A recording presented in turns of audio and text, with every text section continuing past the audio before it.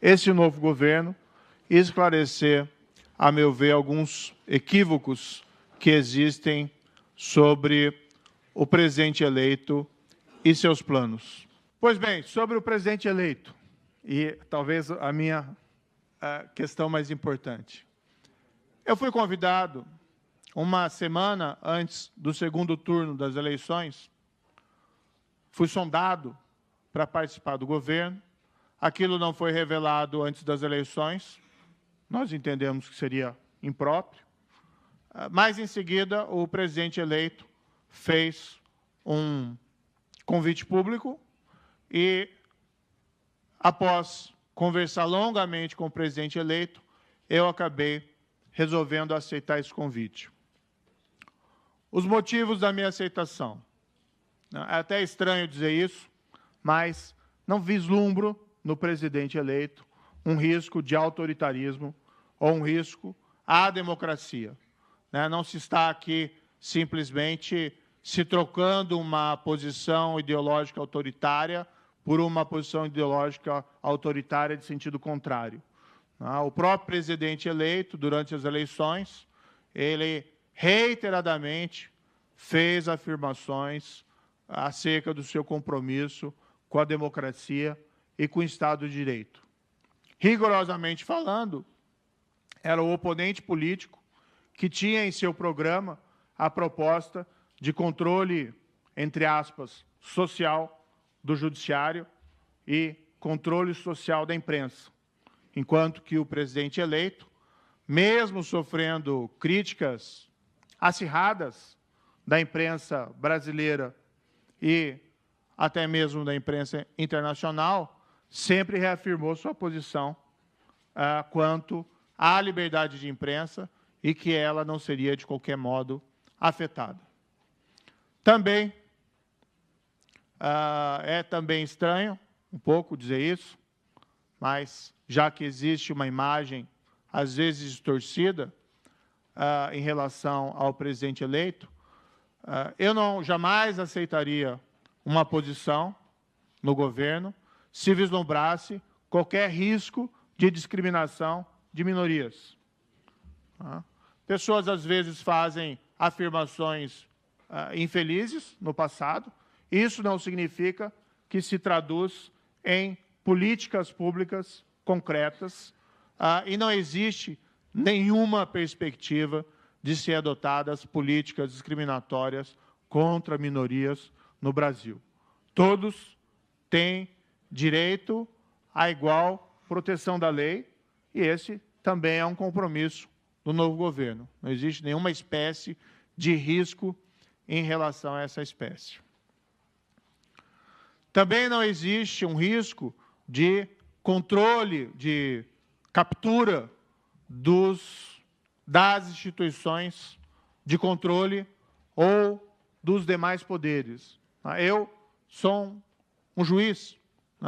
Toda a minha formação é baseada em lei, Estado de Direito e respeito aquilo que nós, na nossa tradição, chamamos, tradição continental europeia, de governo de leis, aquilo que os anglo-saxões chamam de rule of law.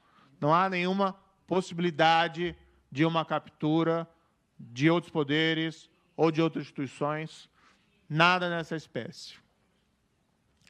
Para explicar por que eu aceitei o convite, foi, primeiro, por ter essa compreensão dos compromissos institucionais e democráticos do presidente eleito, e, por outro lado, porque vi isso numa oportunidade de avançar a agenda anticorrupção no Brasil em uma outra esfera do poder.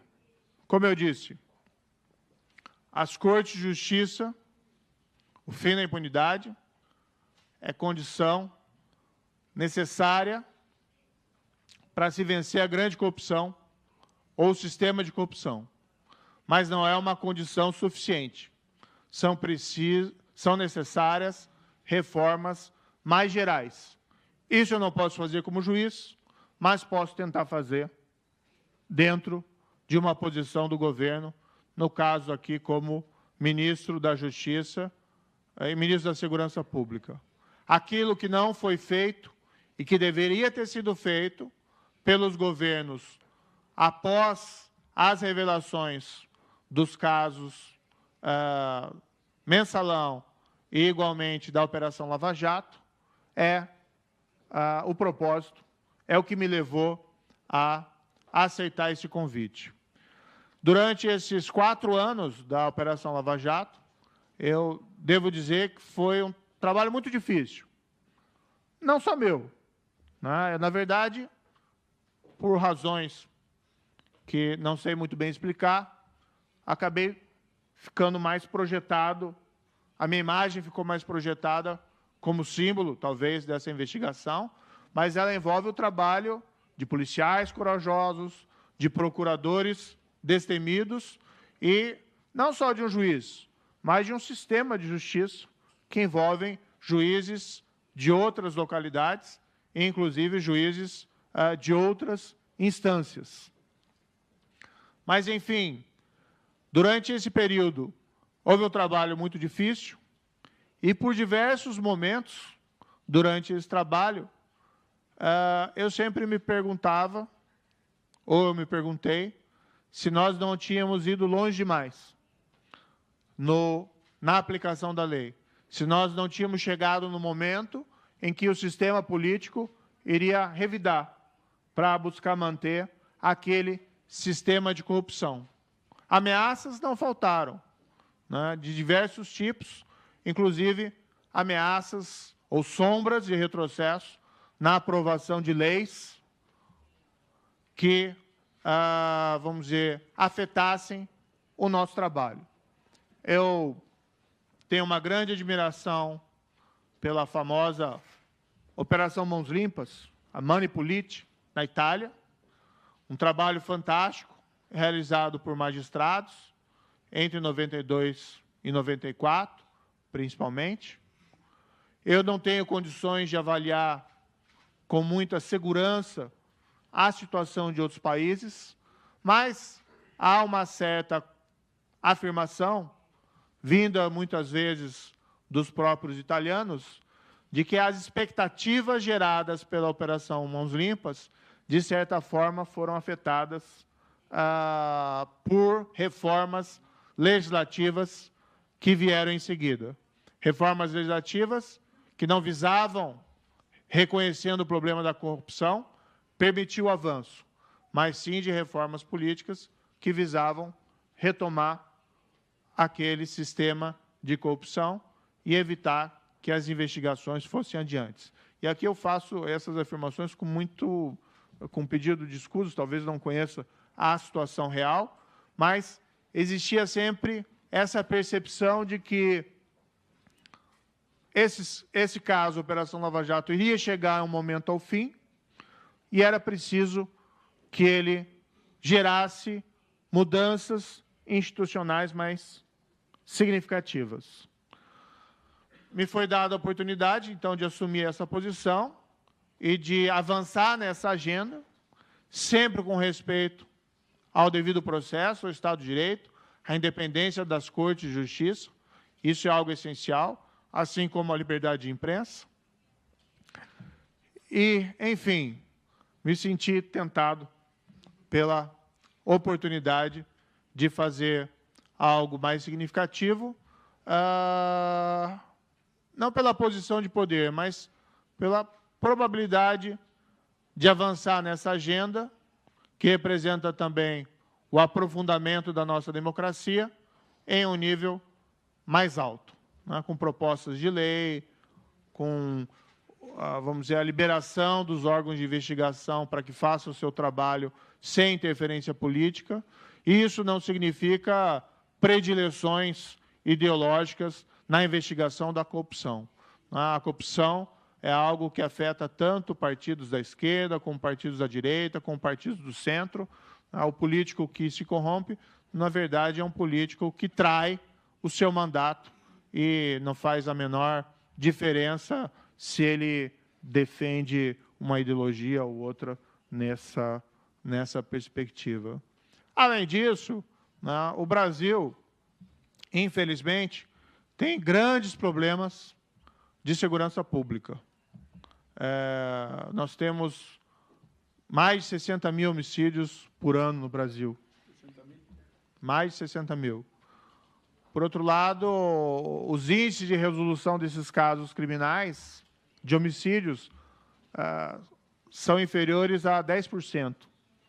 Uma situação calamitosa. Nós temos organizações criminosas, talvez não tão poderosas como de alguns outros países, mas que representam um crescente desafio à própria segurança e o bem-estar da população, especialmente das comunidades mais carentes. Então, de fato, dentro vamos dizer, das propostas do novo governo, e nisso eu me insiro como ministro da Justiça, há realmente uma intenção de endurecimento, né? Mas não contra as liberdades democráticas, sim contra a grande corrupção, contra o crime organizado e contra o crime violento. Mas essa é uma bandeira que, a meu ver, é absolutamente consistente com qualquer proposta democrática, já que esses males afetam a própria qualidade da democracia.